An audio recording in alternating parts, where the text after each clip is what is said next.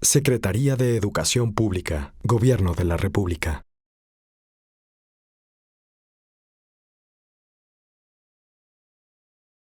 A pesar de este gran éxito que tuvimos como país en el siglo XX, había que reconocer que el sistema educativo que teníamos tenía muchas deficiencias.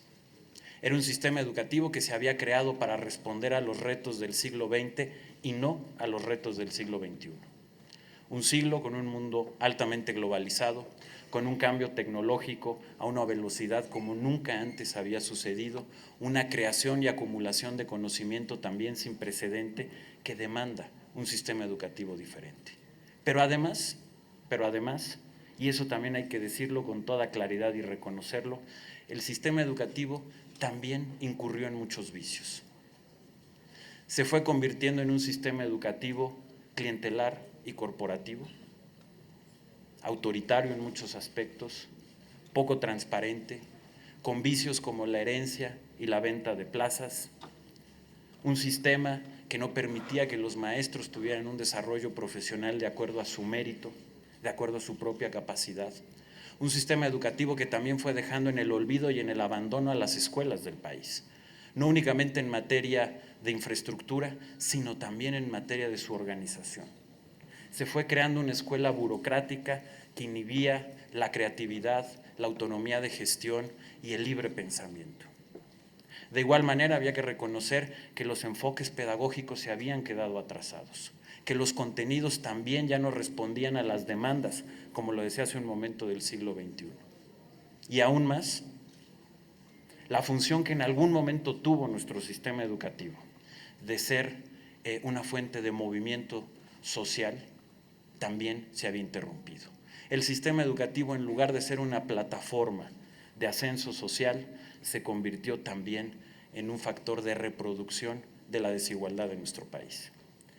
Y es por eso que se decidió hacer una gran reforma educativa. Una gran reforma educativa que se logró con amplios consensos o con una amplia mayoría en el Senado de la República, aquí en la Cámara de Diputados, en los congresos locales, y que nos permitió tener un marco jurídico para poder transformar esa realidad.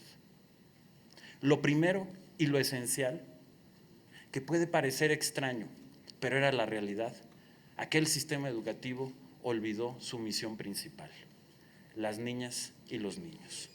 Y lo que hace esta reforma educativa es que sean las niñas, los niños y los jóvenes quienes vayan primero.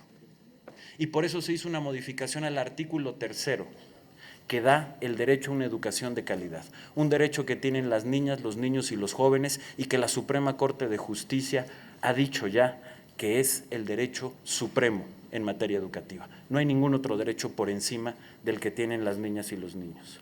Y bajo ese principio, bajo el principio de que las niñas y los niños son primero, inició una reestructuración de nuestro sistema educativo. Diputadas y diputados, este trabajo, esta transformación de fondo que estamos haciendo del sistema educativo, es una oportunidad única e histórica.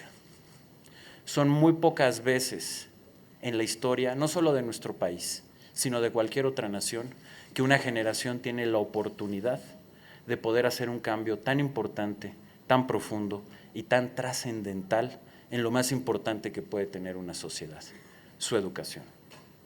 El cambio que hoy estamos haciendo es un cambio que pone a los niños, a las niñas y a los jóvenes primero, porque ellos deben de ser primero.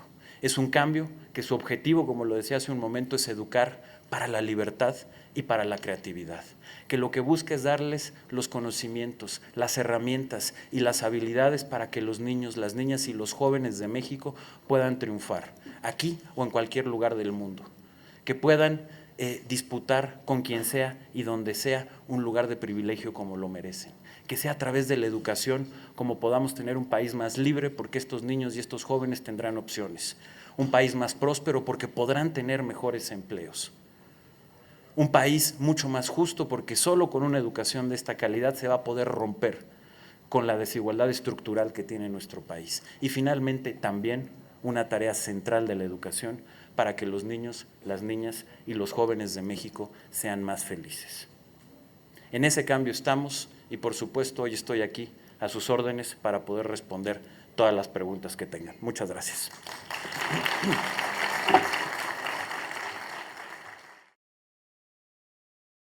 Secretaría de Educación Pública, Gobierno de la República.